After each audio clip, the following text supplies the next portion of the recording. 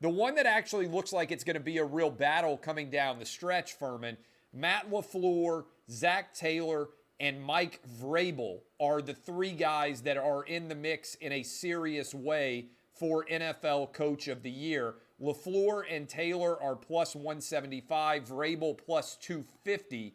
Vrabel has come plummeting down as the Titans are now the 1 seed. Nobody else really in the running here. How do you assess this one?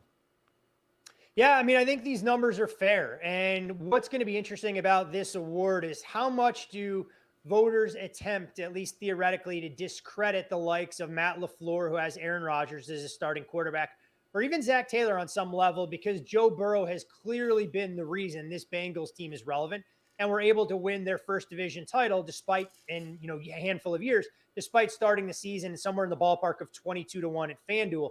Vrabel has been, the glue that's held this Titans team together. And while we talked at the beginning of the year about how the defense wasn't exactly taking on the DNA of its head coach, he's won in spite of having a quarterback capable of taking games over in Ryan Tannehill.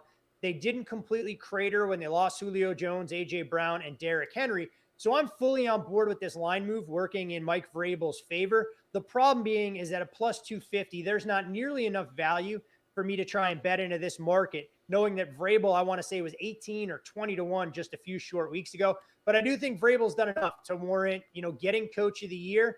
At the same time, Zach Taylor, for me, I don't give him much credence. And Matt LaFleur, I think people want to try and take shots saying, without Aaron Rodgers, he'd really struggle. When you go back and look at the final years that Aaron Rodgers played under Mike McCarthy, Matt LaFleur has actually resurrected Rodgers' career.